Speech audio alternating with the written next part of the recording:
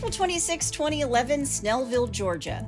25-year-old Heather Strube is meeting her estranged husband in the Target parking lot to exchange custody of their shared 18-month-old son. But after the exchange, a random person dressed in a disguise confronts Heather, and before she can get in her car, words are exchanged, and the unknown person points a gun point blank at Heather's forehead, pulling the trigger and walking away. What would follow is the most bizarre set of details, including a wig, a mustache, a funny walk, a testimony from two men who would finally help prosecutors hold the killer accountable. This is the story of Heather Strube, the real in-law outlaw. Hey y'all, I'm Chris Calvert. And I'm her husband, Rob Podorf. Welcome to Hitch to Homicide. For better or worse. Till death do us part.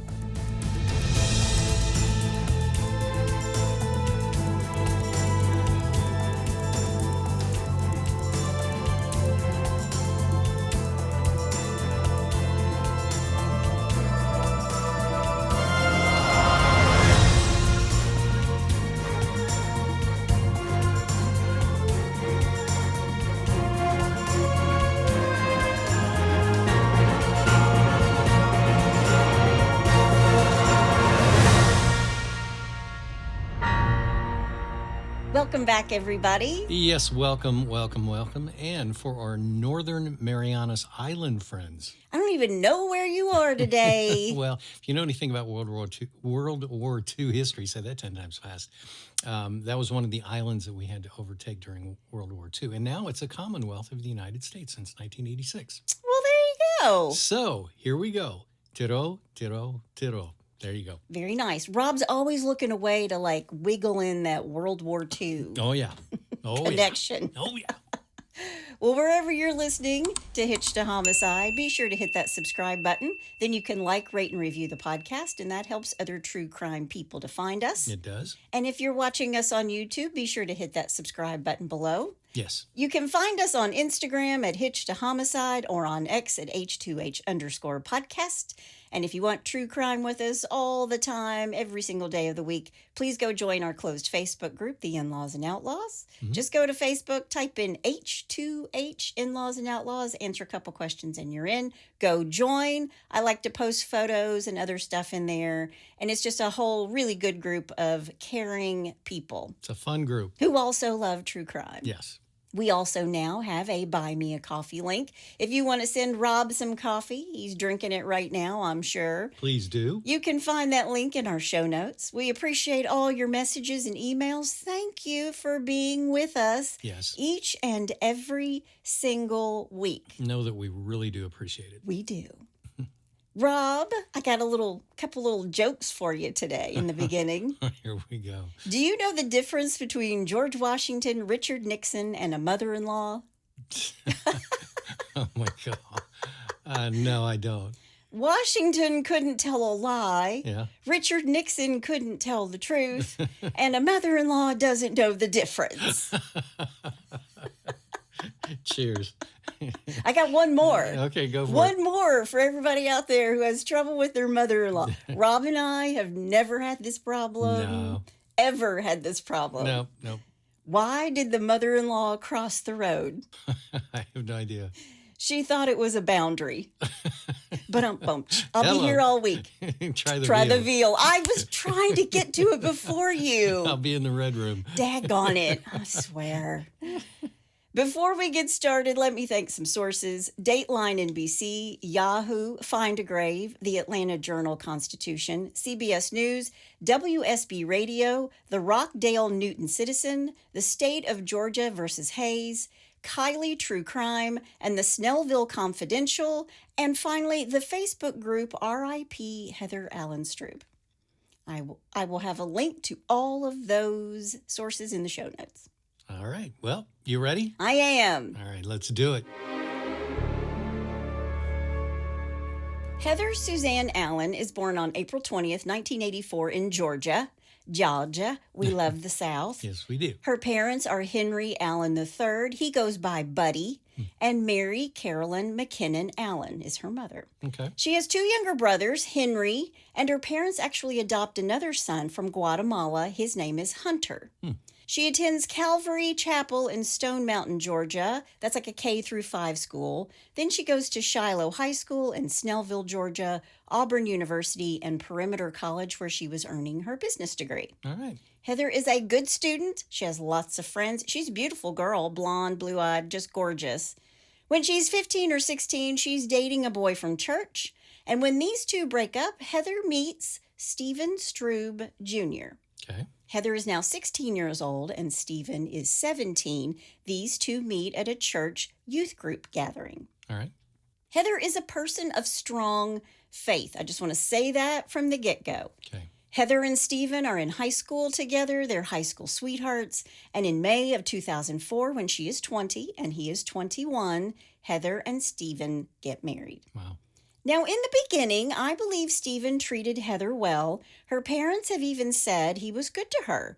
But somewhere in there, things go sideways for Stephen. And during all of this, Heather's family moves to Covington, Georgia, where they own a floral business. Heather actually works there as a floral designer in one of her family's floral shops in Conyers, Georgia. All right. And Stephen works in construction.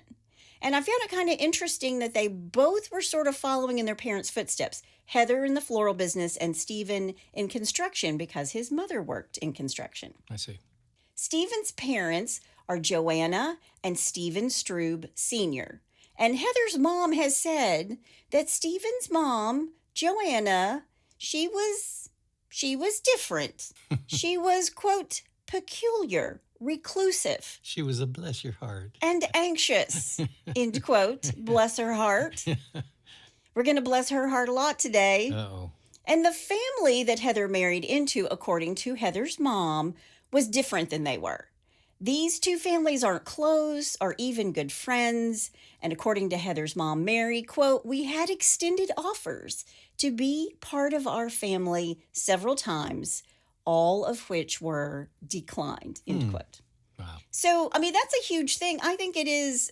It doesn't matter if you're in the South or not, because I know if you're in New York or upstate or Jersey and you got a big Italian family, everybody's family, right? Yeah. And in the South, it's really the same way. Everybody's family. You go west, everybody takes care of everybody else. Sure. But Joanna just didn't want to be a part of Mary and Buddy's family and their beautiful daughter, her daughter-in-law, Heather. Did she ever have a reason why? No, just that they're just not interested. Now, I don't know when exactly that Stephen's parents, Stephen Sr. and Joanna, divorced, but it wasn't amicable, and it didn't end well. According to Stephen Sr., when he was walking out the door on Joanna, she pulled a gun on him, a gun he didn't even know she owned, a .38 Rossi revolver. And in the midst of a final argument, Joanna puts the gun to her husband's head, point blank, in the middle of his forehead. Joanna threatened her soon-to-be ex-husband, saying, quote, I'm going to kill you, end quote. Wow. And he said to her, quote, don't do it, end quote. Well, that'll show her. That's called foreshadowing. Uh-oh. Let me put the dog down. I mean, this isn't even foreshadowing in this case. This is like the writing on the wall. There's just writing on the wall, okay? Wow. She did not kill him, and these two part ways. She goes on to marry a man named Jack Hayes, but Joanna's marriage to him will also fail. She will file for divorce when Jack just up and disappears. Really? And then the case was dismissed when neither of them showed up at their divorce hearing. Wow. Regardless, Heather and Stephen are happily married, and 2 years after they tie the knot, they welcome their son into the world in September of 2007. They name him Carson. But remember, I told you things start to go sideways for Stephen. Right. Because also in 2007, he is arrested and found guilty of burglary and criminal damage in Fulton County, Georgia. Really? He gets 6 years of probation for this offense. Wow. Now, I don't know if he was with the wrong people or in the wrong place at the wrong time, But that's not good. Yeah. Meanwhile, the floral business is booming. Heather's doing all these weddings. She's the main designer in the floral shop. Her mother is also a designer there, too. It's really a family affair. So much so that sometimes Stephen's mother, Joanna Hayes, would make deliveries for the flower shop. In fact, Joanna would come into the flower shop a lot, I believe, not to work, but to see little Carson. Okay. Because Heather didn't put Carson in daycare. She made a place for him there in the floral shop so he could be with her all the time. Best of both worlds. When you work for yourself, you can bring your child to work. Absolutely. And sometimes Joanna would help out by keeping Carson for Heather. But Joanna would also just sometimes show up into the floral shop and get Carson and take him into her car and drive away without saying anything to Heather. Really? Now, if you're a mom, Yeah. you know, there's some people, when my babies were little, I didn't even want anybody touching them. I'm like, I don't know what you have. Do you have whooping cough? Right. Do you have the flu? What do you have? Do you have cooties? Do you have cooties? And all the young mothers out there are saying, yes, Chris, yes. You don't touch a baby unless you ask the mom. Right. But Joanna is very possessive of little Carson. And she liked to act like she knew what was best for this child all the time. Yeah. She's like mommy dearest. Yeah. No wire hangers ever! She's the only one who's right. Right. And it's just my opinion. This is just my opinion. But I think Joanna is one beer shy of a six-pack on top of all of this, okay? Oh, man. Still, I think Joanna's behavior was a strain on Stephen and Heather's marriage. Yeah. Because from everything I read, Stephen didn't cross his mama. Maybe he was afraid to cross her. Sounds like it. But he really didn't cross her. Okay. But that wasn't the only strain on the marriage, because not long after Carson is born, Heather discovers that Stephen is cheating on her. Oh, geez. He's having an affair with a girl named Stacy. And I believe the way she found out was that Joanna brought in a receipt for some jewelry to show to Heather, jewelry that her husband had not given to her. He didn't buy it for his wife. And she didn't have it. Why would Joanna do that? She's stirring up some stuff. She's got a problem. She stirs the pot. Oh, She's geez. stirring the pot. She's fanning the fire. Wow. And I think, in my opinion again, Joanna knew for a long time that Stephen was having the affair. Because it was a long-time mistress, according to many sources, and they'd only been married for 5 years. Wow. When Valentine's Day 2008 rolls around, Joanna is delivering flowers for the floral shop. It's a busy day, lots of deliveries. Joanna is on the delivery truck all day long with another floral delivery guy from Heather's flower shop. His name is Paul Panzino. Great name.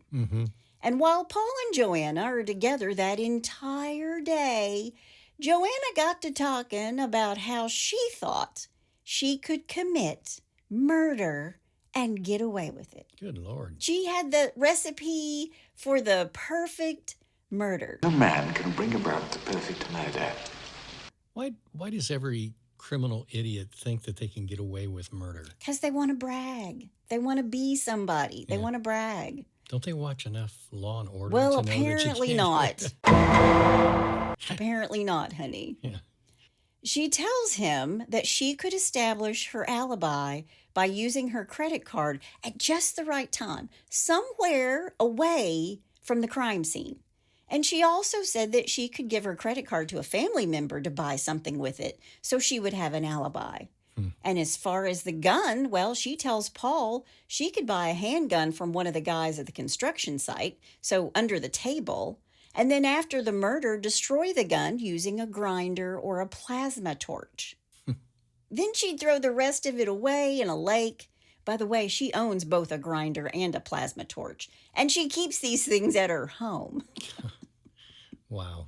So on Valentine's Day, the day of love, she's telling this guy that she's delivering flowers with, this is how I would kill somebody. She sounds like a normal person. Yeah, Doesn't it? just a normal mother-in-law. Just casual conversation. Yeah. As for Stephen, well, he's out having this affair, but he's also out getting into trouble again because in 2008, he's arrested on theft by receiving. And again, he's given this time 5 years probation. And during all of this, Heather opened her own floral business. So there is lots going on, lots of stressors, in particular for Heather, right? Right. But when Heather discovers that Stephen's cheating, she wants to fight for her marriage. Remember, I told you she has a very deep faith. Right. So she and Stephen start going to counseling. But Stephen just tells her straight up he wants a divorce. He wants this other woman, and he's choosing this other woman over his wife and his child. Choosing it over a life with his wife and his child, I should say. Yeah. Now, by June of 2008, Heather and Stephen have separated. And when this happens, Joanna is thinking that she wouldn't be able to see her grandson, Carson. And she said the breakup was all Heather's fault because she was a bad mother.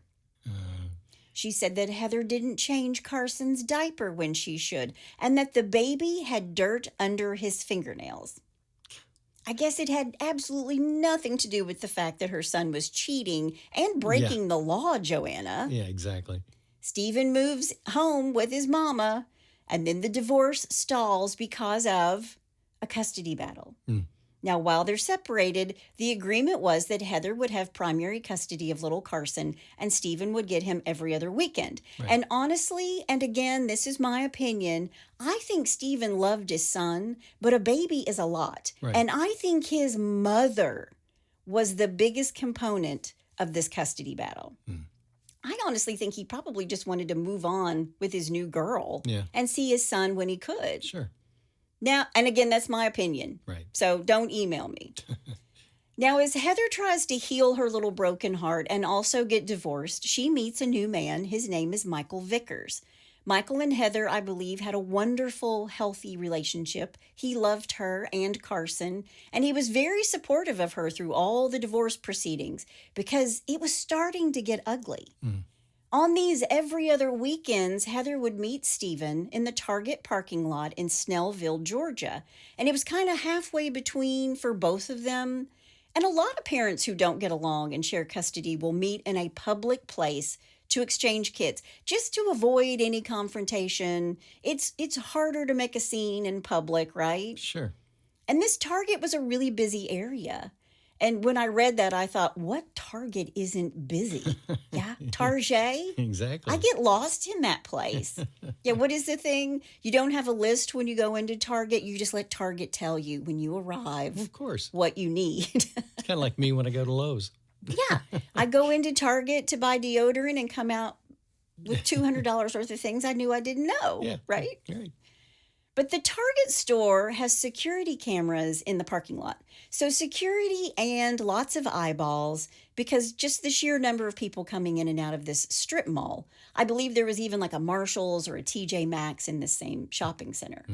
So lots of people, lots of eyeballs. Eyeballs like Daryl Myers, who on Saturday, April 25th, was staying at a hotel adjacent to the Target parking lot. He's outside the hotel. He's having a smoke. And he notices a white Ford F-150 with an extended cab. And the person inside the cab is looking over the parking lot, watching with binoculars.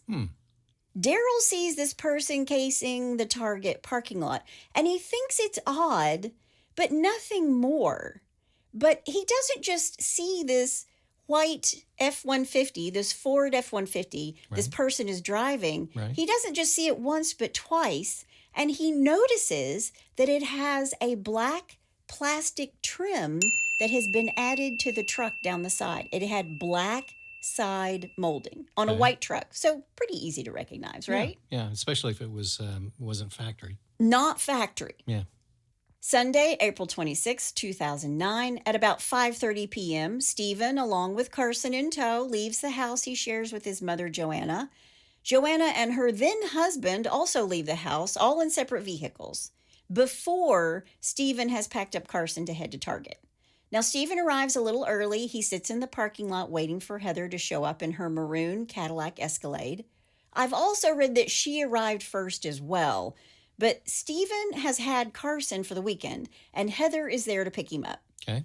Now, Heather never liked to get Carson on her own. She liked it when someone else was with her because it could get contentious between her and Stephen. Right. And if she couldn't find someone to go with her to pick up the baby for the baby exchange, Yeah. she would have a routine where she would call somebody, a friend or a family member, just as soon as the exchange was over, just to say, I'm okay, and I have Carson and he's safe. It was successful. I've picked up Carson. Okay.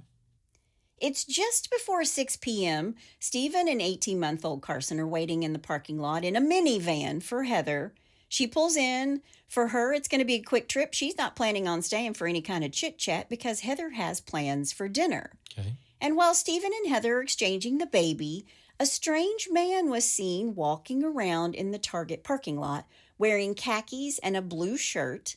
And this person is wearing a bad black wig and a mustache. Okay. This person, this man, it looks like a man, is loitering in the background while the baby exchange is happening. Right. Heather puts Carson in his car seat in the back of her SUV. Stephen drives away in his mother's minivan.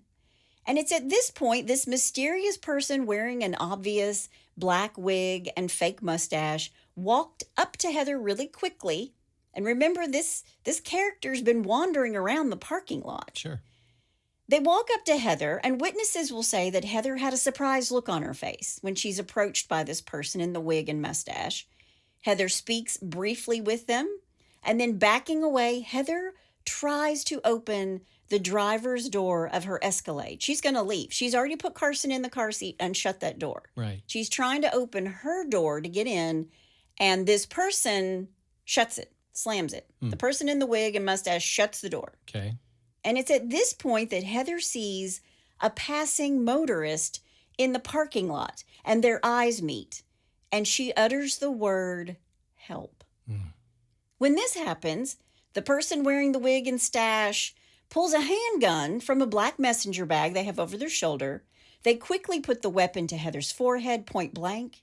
They fire the gun once, fatally shooting Heather in the head, and then they calmly walk away. Wow. Now, remember, this is a busy parking lot on a Sunday evening. People in the parking lot are shocked. They can hear the sound of the gunfire. Some rush to Heather's aid. 911 is called.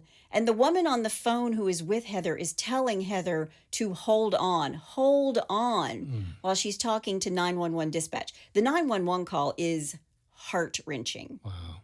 And I even read that the 911 call center is just flooded with calls. Wow.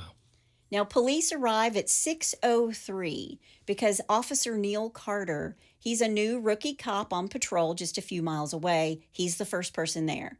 And when he arrives, people are hysterical. They tell him that someone, a man with black hair, a wig, and a mustache, shot Heather point blank in the head. They tell him there's a baby in the back of the car. So first he checks on Heather, but she has passed away right there on the scene. She's mortally wounded. Sure. She basically dies with a stranger holding her hand, telling her to hang on, and crying. Officer Carter removes little Carson from the back of his mother's car and puts him in his car seat in the back of his cruiser. And if you can believe this, Carson was asleep. Jeez. Now, the witnesses who've been calling 911, like I said, the switchboard is flooded, say there was a man with a wig and a mustache who killed this young mother. They tell police on the scene that there was this confrontation between the young mom and the person in disguise, and that Heather was shot point blank in the head. And then the suspicious character just walked into the woods next to Target that run right alongside Ronald Reagan Highway. Okay. Now, detectives and the chief of police show up to secure the scene. Little Carson was taken to the hospital to be looked at, and by this time, they've looked inside Heather's purse and found her ID, so they know who the victim is. They know who she is. Right. But they have a killer at large in this small town outside of Atlanta. So there are no signs of struggle at the scene. The killer didn't rob Heather. It wasn't a kidnapping. They didn't take the baby. It wasn't some sort of weird gang initiation. It wasn't a carjacking. Right. And what's more, there wasn't a shell casing on the ground. So the killer used a revolver because the killer didn't lean down to pick up anything after they shot Heather. The only blood on the scene belongs to Heather. Now, Heather's family is notified. They're devastated. Her friends are told. They too are devastated. Her boyfriend is told. They're all beside themselves with this news, as you might imagine. I'm sure. Her parents are out of town, actually. They're driving back home when they find out that their daughter's been killed. Wow. Police process the crime scene, and the handful of witnesses tell the officers that the shooter was a white male with what looked like a black wig and a fake mustache, carrying a satchel over their shoulder. The killer left on foot toward the back of the shopping center, so they call in a canine unit. And the dog starts at Heather's SUV. He tracks all the way to the Target store, around a corner to the back, and the dog goes to the rear of the store where there's a parking lot that backs up to this hotel. But once the dog makes it to the lot, he's lost. And they know, well, the killer took off in a car from there. Right. But nobody saw a suspicious person driving away. Or did they? Okay. Hold that thought. I'm holding. There were 6 eyewitnesses, 3 of which interested the police. One was a 29-year-old mom who was sitting in her car with her sleeping baby while her husband was inside Target. Her car is 2 rows from Heather's SUV, and she sees this green minivan pull up next to it. A white male, tall, brown hair, red shirt gets out. She describes the baby swap as quick. She sees the odd man who'd been wandering around the parking lot. He changes direction, makes a beeline for Heather. He walks to her while she's putting the baby in the back seat. Then seconds later, Heather screamed and backed up, still facing the killer. She closed the door to the back seat, tries to get in the driver's door. She opens it, the killer closes it, and stands in between her and the car. This person's keeping her from getting in the car. Right. And then these 2 exchange words. Heather seems startled. She's taken aback before the gun was pulled and Heather is shot. Now, another witness who was 18 years old was driving by. She thinks it's a fight between a boyfriend and a girlfriend. And as she passes by, her window is down, and this is the girl who Heather says, help to. And this young girl knows she heard those words, but it all seemed surreal to her. Like, is this really happening kind of thing? Sure. And she's 18 years old. I'm taking up for this kid. Yeah, and it's something you don't see every day. And you just didn't really know what was happening. Yeah. And this 18-year-old tells the police that she actually saw fear in Heather's face. Finally, there's another young girl who's riding in the back of her parents' car, and she even pointed out to her mom and dad how poofy and dark the wig was and how fake it looked. And she commented to her parents, like, look at that guy's mustache and fake wig. Yeah. And the whole family turned and looked. Okay. They realized Heather was in danger. Right. The girl in the back of the car sees the man in the wig reach over his shoulder and into his bag and pull something out. It's the gun. Right. Now, the mother in the car with the baby just sitting in the car, everybody else is driving. Sure. She sees the man in the wig fire a single shot, but she can't see the gun. And all 3 of these witnesses saw Heather drop to the ground, and all 3 said the shooter calmly walked away. Amazing. Now, the witnesses all said that the shooter looked like a boy or a little man who was wearing a disguise. Right. And because of these descriptions, the killer and the encounter, police think that Heather knew her killer because she was arguing with this person. Right. So police know Heather's in the Target parking lot to get Carson, the exchange, and she's going through this custody battle that has delayed her divorce. But who knew that she would be in that particular parking lot at 6 p.m. on that Sunday night? Let me think. Yeah. The list is pretty short. Yeah.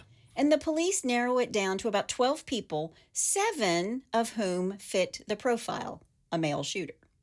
Now, the last person to see her alive is her estranged husband, Stephen, and they want to talk to him. And for the record, a lot of folks thought he was the killer right off the bat. Right. And police show up at his mom and stepdad's home, and they knock on the door, and a young man answers, and they ask for Stephen Strube. And the guy says, he's not here. And then an older man comes to the door, and the police tell him, this is Stephen's stepdad and Joanna's husband at the time, that they're there to talk to Stephen Strube. And the stepdad goes, well, that's who answered the door. Oh, man. So, red flag. Why did Stephen lie? Yeah. Well, Stephen had a probation violation, and he thinks that's why the police are there. They're coming to charge him with violating parole. Man. They tell him while they're there, and Stephen cries. He's shocked when they tell him that Heather is dead. He's traumatized. Sure. He asks about Carson, apparently, and apologizes for lying. He tells police that he and Heather had resolved their custody battle and had agreed that she should have full custody of Carson. Oh. He said after he left, he met up with his girlfriend at a car wash, and he had receipts. They're not ready to rule out that he had something to do with the murder. Right. He could have hired somebody who knew the meeting exchange, right? Yep. And only a few knew about the target location. Right. So there's a murder for hire theory in Right. the back of the police's head. Of course. They want to talk to Stephen's mother, Joanna, but she's out of town. She'd left on a road trip earlier that day to see her parents in South Georgia. She was going to do some work down there on a rental property. So police interview Heather's current boyfriend, Heather Vickers, who fits the physical description, and he knew every detail of the usual baby swap. Right. He'd been with her before for the swap, but he doesn't own a gun, never shot a gun. He loves Heather with all his heart, and even though he was very calm while the police questioned him, he has an alibi. He's a restaurant manager 20 minutes away from this Target in Snellville, and he was at work the entire time and during the time of the murder. Right. When they interviewed Heather's friend, Tracy was the last person to see Heather before she met Stephen at Target. Tracy tells detectives that Heather didn't do drugs. She was a fantastic mother who loved her little boy. Mm-hmm. But Tracy tells police that she thinks that maybe Stephen was somehow involved just because of the custody battle. Okay. Then Tracy says the opposite of what Stephen has said to police. He tells the police that he and Heather had decided that Heather would have full custody of Carson. And Tracy says Stephen wanted full custody. Oh. Tracy also tells the police that Stephen had cheated on Heather, and when he was confronted with it, he refused to end the affair. But Stevens told police that right after he dropped off Carson, he went to this car wash where he met his girlfriend, Stacy. Then they drove back to Stacy's house and hung out until he went home, and that's when the police showed up. Okay. They, of course, take him in to question him, but they don't have anything on him, and so they have to let him go. Right. But other friends of Heather's are coming forward to say they think Stephen had something to do with it because Heather and Stephen's fights were bad. They were volatile. Okay. And Heather worried that Stephen was just not going to show up one day when she was supposed to get Carson back. And speaking of Carson, he leaves the hospital that night with a relative, and Heather's parents are on the road driving back when they get the news, like I said. And as soon as they make it back into town, Carson is with them. Good. And the next morning, Heather's mother, Mary, hired a family law attorney to fight for custody of Carson. Good for her. So police turned to footage of the security cameras pointed at the Target parking lot. The footage is grainy, but you could make out this small man with this wig and the interesting gait. One of the things they notice is that this person sort of has a stiff-legged walk and their feet are really far apart, okay? So it's an interesting walk, an interesting gait. And also, I mean, we're talking Target is a multi-billion-dollar company, correct? Correct. You think that they could get a little bit better quality security camera. I mean, what is this, Bigfoot? Come on. It does look like a little bit like, the Bigfoot footage. It's just- or the Zapruder film. I mean, it's very grainy. Yeah, it's really hard to make out. It's like bank security cameras and store security cameras. And you've got better phones or better cameras on our iPhones. Well, this was 2009. I don't care. My guess is they have better security cameras. I hope so. Okay. That's my guess, that they do. I'm done with my rant. now. Nothing against you, Target. I love you. No, Target's awesome. I'm just saying, every big corporate company out there, get better cameras. I think most of them do now. Good. I think most of them do. Listen, people's Ring cameras Yeah. on their homes Yes. are excellent. So everybody else has had to step it up. If you put a Ring camera, you could put a Ring camera at Target and be able to pick up more, right? Exactly. Right. All right, I'm done. Okay. So they see this grainy footage, this person's walking a little funny, and the murder itself is not captured on camera because these cameras are constantly panning, and it had panned away during the murder. Okay. But they can see the killer walking in the exact same speed and gait, walking up to Heather to shoot her and walking away from Heather. And this odd gait, this odd walk, the killer walked straight-legged, wide stance, feet really far apart, okay? Weird. While police are looking into leads, they gather the eyewitnesses together and collectively they work up a sketch. They work with a sketch artist and they come up with a composite of what the killer looks like. And I'm telling you now, it's almost like a cartoon character. Nice. Crazy hair, crazy mustache. Wow. It looks like Sonny Bono. That's what they think the killer looks like, Sonny Bono. Wow. They go to the media, they share the footage from the parking lot, and the artists sketch in the hopes that somebody saw something. And somebody did. Because remember Daryl, the truck driver, staying at the hotel behind Target? And his other brother, Daryl? No, I'm just kidding. Most people won't know what that reference is. Yeah, you were showing our age. We're showing our age. Yeah. But this Daryl, the one who notices the white Ford F-150. Oh, yeah, with the extended cab. And the black trim. Yeah. He calls police and tells them, you know what? I saw this truck the day before the murder and then on the day of the murder. And when Daryl locked eyes with the person behind the wheel of the truck on the day of the murder, they peeled out of the parking lot behind Target. Gone. Yeet it on out. So police go through car registrations, and as you might imagine, there are a lot of white Ford F-150s in the state of Georgia. However...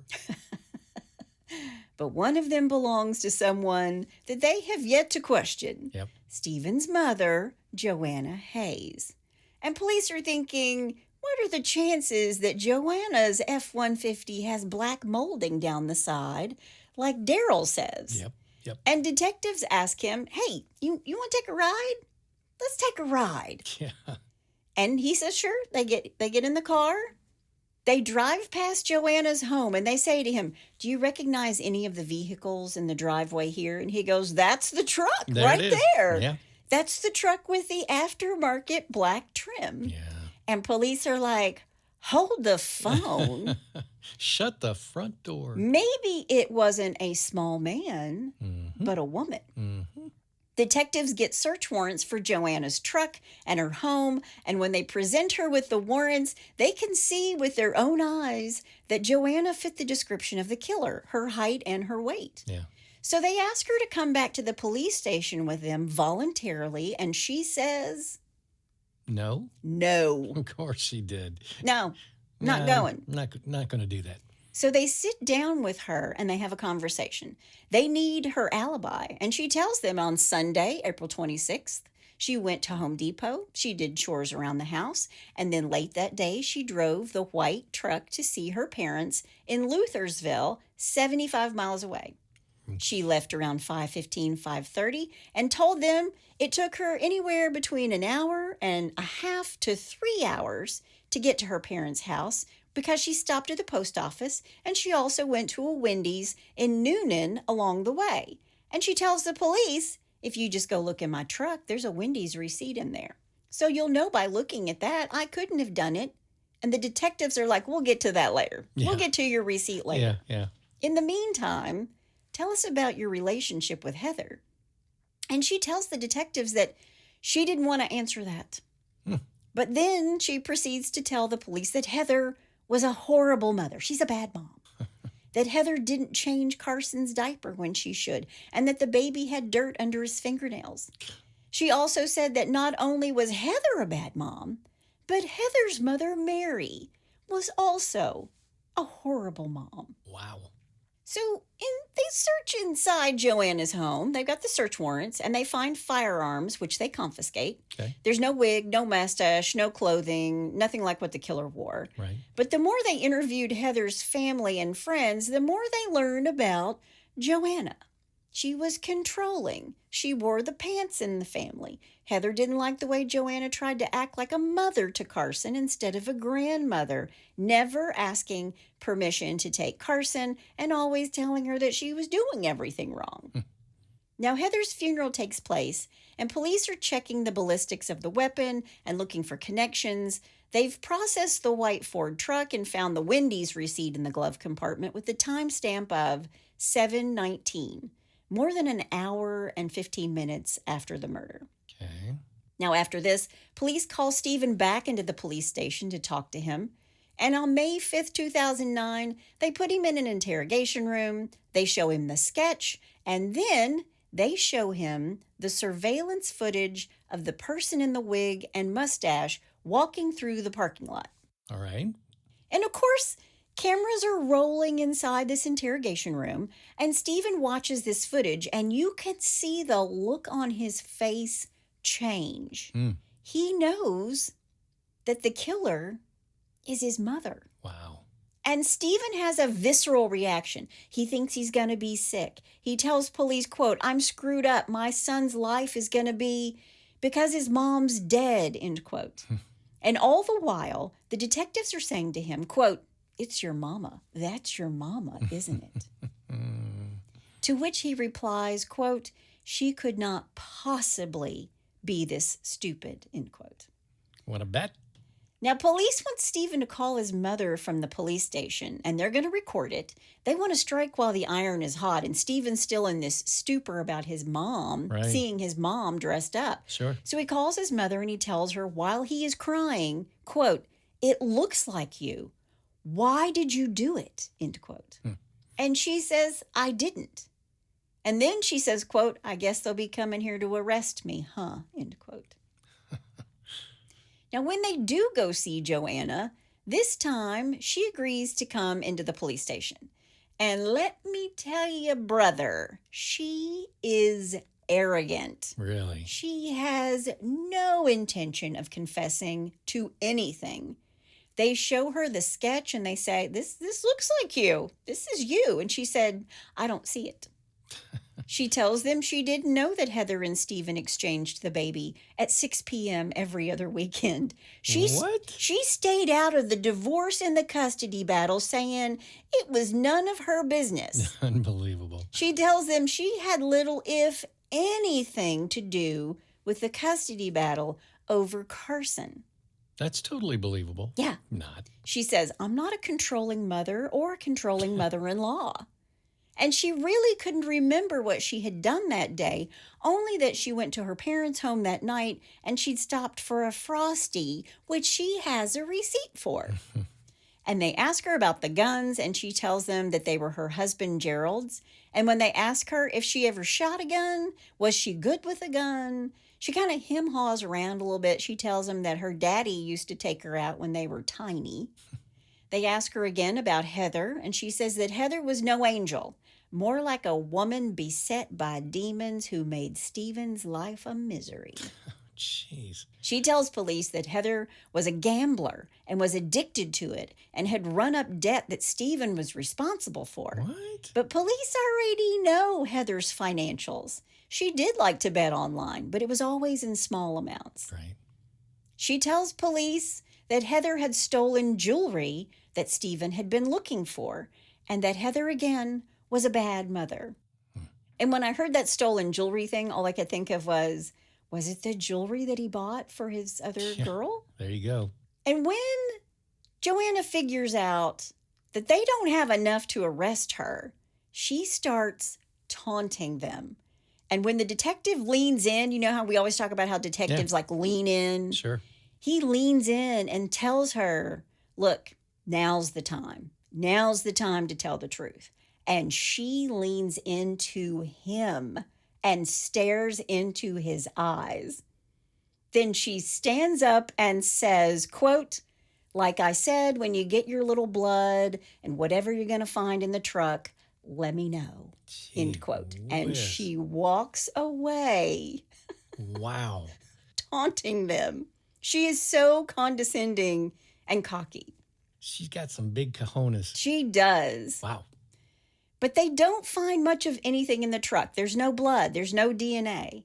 What they did find was a single solitary fiber of something called olefin. And olefin is a synthetic fiber made from polyolefin, and it's used in wallpaper, carpeting, ropes, And wigs. They could find 2 particles that could be gunshot residue. Somewhere in here, Joanna even passes a polygraph test. Jeez. By the way, I read that when they got the truck, they were like, this is the cleanest, Yeah. Yeah. older truck we have ever seen. Wow. They bring in witnesses. They put Joanna in a lineup, but these people can't say for 100% certainty that Joanna was the killer. Right. So 6 months go by, and no one has been arrested for the murder of beautiful Heather Strube. All they have is circumstantial evidence. Still, police go to the DA. His name is Dan Mayfield, and they say, this is what we've got. We're not getting anything else. And Dan Mayfield takes it to the grand jury, who decided that the prosecutor did, in fact, have a case. There you go. They went and picked up Joanna, and on October 22nd, 2009, they indicted her on charges of murder, aggravated assault, and possession of a firearm. When they arrest her at her parents' home and get her back to the police station, she clams up. She's cool as a cucumber, but she stops. She doesn't say a thing. She Right. said, I didn't do it. I told the truth. I want a lawyer. There you go. That's what she tells them. Yep. But as they start putting the case together, Stephen backs off on his whole claim that the person in the video is his mother.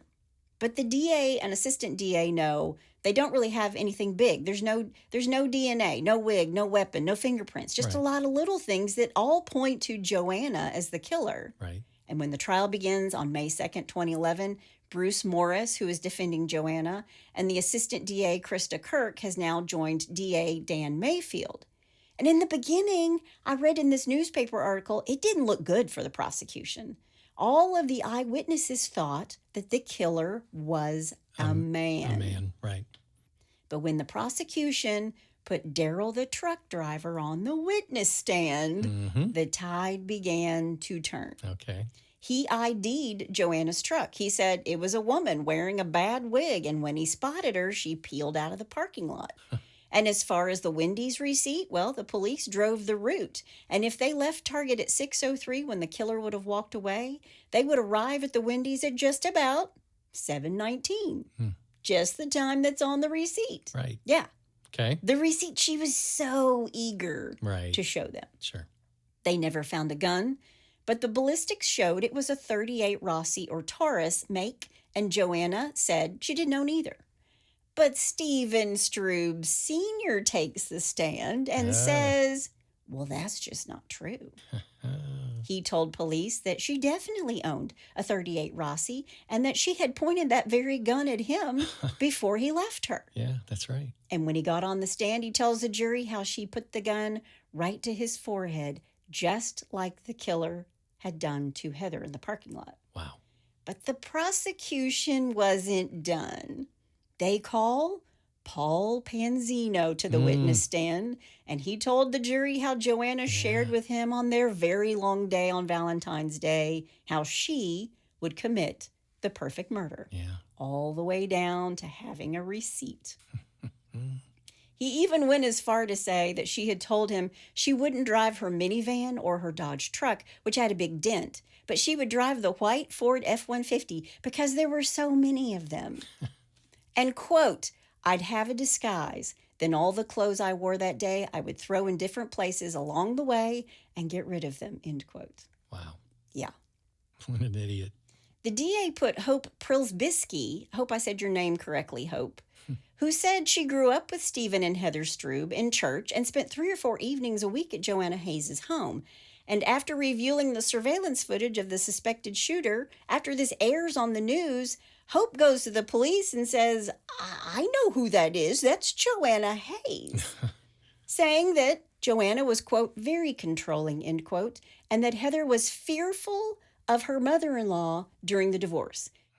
She said Heather confided to her that she didn't feel physically safe around Joanna, Quote, those were her exact words. She didn't know if Joanna would try to hurt her, end quote. Man. When they get Stephen on the stand, he tells the jury that, well, I've changed my mind. I've changed my mind. He didn't think, I don't think that's my mom. I don't think my mom's the killer. And buddy, let me tell you, they showed the jury the taped interview before where he's ready to throw up. Yeah. He's sick to his stomach. He's crying when he sees it for the first time. And it is evident on this guy's face that he's like, holy cow, that's my mom. Yeah, he believed it. But the defense says that the police only went after Joanna. They worked their entire case around Joanna to make sure that they could show that she was the killer. And the truck driver said he saw the white truck in the parking lot the day before, but the defense said it couldn't have been her because she was away at her parents' house, 75 miles away, which I don't believe. She could be in both places that day. Sure. But on May 18th, 2011, after the jury deliberated for 2.5 days, they came back with a verdict. I have no idea. Guilty. There you go. Murder 1. Good. She got life with the possibility of parole in 30 years. Wow. She really thought she was smarter than everybody else. They always do. A local TV station interviews her after the verdict and sentencing, and she expresses zero remorse for Heather or her family, only for herself. She's crying and saying that she wants the truth to come out and that they can see that, quote, I didn't do this, end quote. Yeah. Okay, whatever. When asked, why should they believe you? She says, quote, no evidence against me, end quote. She says she's innocent, but her arrogance was actually so incriminating when she was there. Now, apparently during the trial, she did cry and shake her head and stuff like that. But she really broke down when they're like, you're going away. You're going to prison for 30 years. Yeah, exactly. After Heather's murder happens, right after the murder happens, Stephen was taken to jail for his parole violations, and he was released in November of 2009. He eventually remarries, and he does have another child. Okay. Heather's parents were granted temporary custody of Carson after Heather's death. Stephen's attorney claimed that they had kidnapped their grandchild. Jeez. I mean, his dad's going off on a parole violation. Oh, my gosh. But Steve, who claimed to have made $115,000 a year, made no attempt to find Carson after the murder, nor did he ask about his well-being, according to the court's findings. And eventually, Mary and Buddy, Heather's parents, did gain full custody of Carson. Good. And Heather's parents raised him together until Mary passed away in 2014. Now Buddy raises him alone, but he makes sure that he has a relationship with his father, Stephen. Okay. And according to a Facebook page dedicated to Heather, her son is doing great. He would be like 16, 17 years old now. Okay. Heather was never going to back down to her mother-in-law, this loving, giving young woman. She was ambitious. She always tried to see the best in people. And I have to think that maybe that's why she was with Stephen, and maybe why she stuck with Stephen through everything that was happening. Yeah. And as for Joanna, she's in the Pulaski State Prison in Hawkinsville, Georgia. She says of jailhouse life, well, it's, quote, hollow and unbelievable, end quote. But she says she survives with, quote, a lot of prayer, knowing that I can lay my head down and sleep at night because I know I am right with my God, end quote. Whatever, Joanne. And I think that's a good plan for Joanna. She better give her heart to Jesus because her ass now belongs to the state of Georgia. That's it. Whatever makes you feel better, Joanna. Joanna appealed her verdict, but the Georgia Supreme Court upheld the murder conviction in March of 2013. Joanna will be eligible for parole, in 2041 when she will be 75 years old. My guess is that she won't be granted parole in 2041, but you never know. Yeah, I don't think so. Our hearts go out to Heather's family, for sure. It's such a tragic story. It's the story of this beautiful mom, Heather Strube, and this horrible person, her killer mother-in-law, Joanna Hayes. But that's all I have to say about that.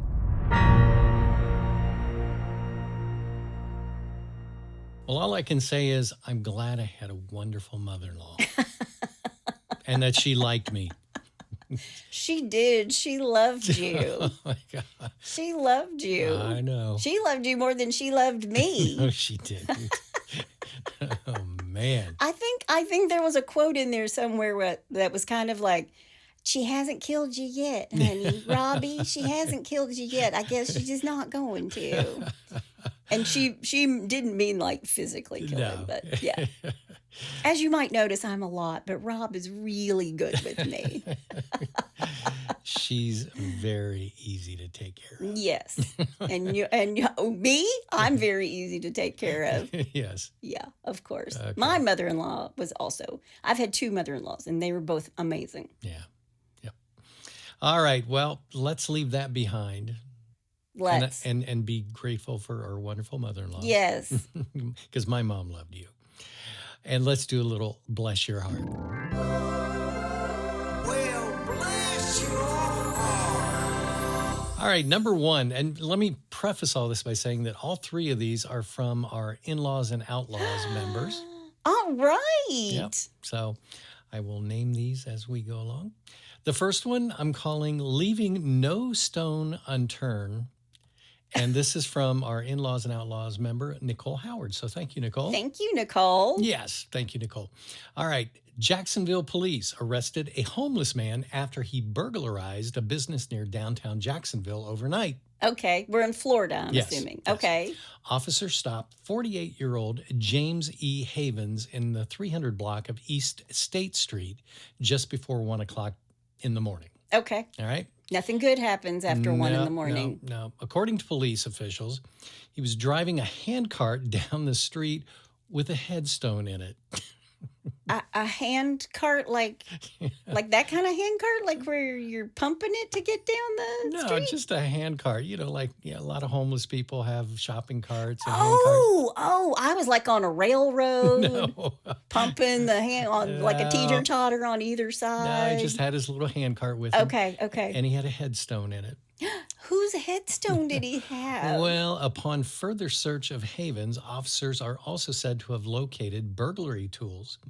Further investigation revealed that Havens allegedly broke into a fenced area behind Jacksonville Monument Company. Oh. Yeah, it was at 330 East State Street prior to the stop.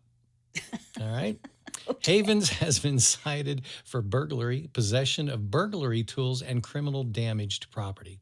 He's being held at the Morgan County Jail awaiting pretrial detention hearing. So he didn't take like a particular No. person's headstone. He just found one that he really liked. You know, it makes me think of What's that? Employee of the Month, where the woman shows up, she's buying the casket, yeah. and he's like, "I'm so sorry for your loss," and she's like, "Oh, he's not dead.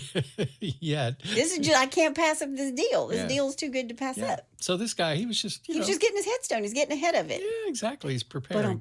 ahead Okay. of it. All right. Well, thank you. We'll be here all week. Try the veal. Yeah. Red Room. Number 2, for better or for worse. Oh, that's such a good one for today. It so is. yeah. And this is from our In-Laws Outlaws member, Jennifer Leet. Thank you, Jennifer. Thank you, Jennifer. Louisville, Kentucky. Oh gosh, Yeah. just a stone's throw.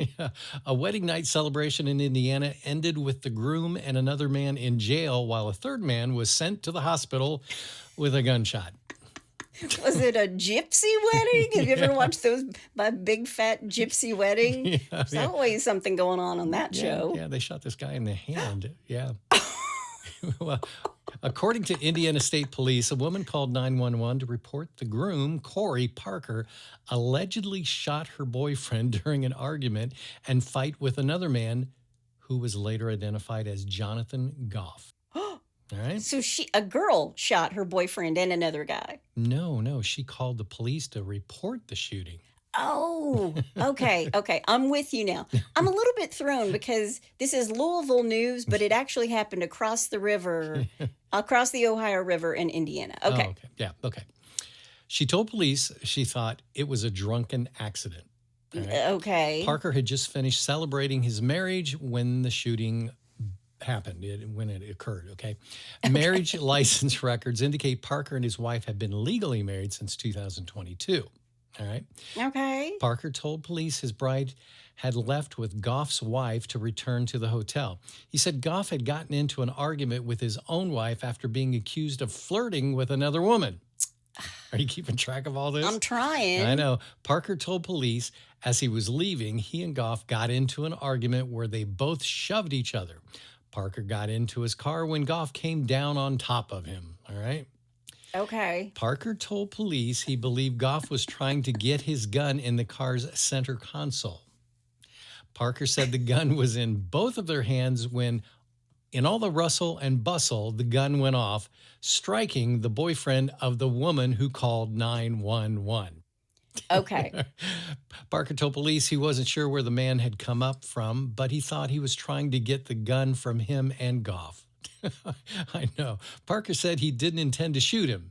He was charged with battery for punching Goff in the face and criminal recklessness for shooting the third man in his hand.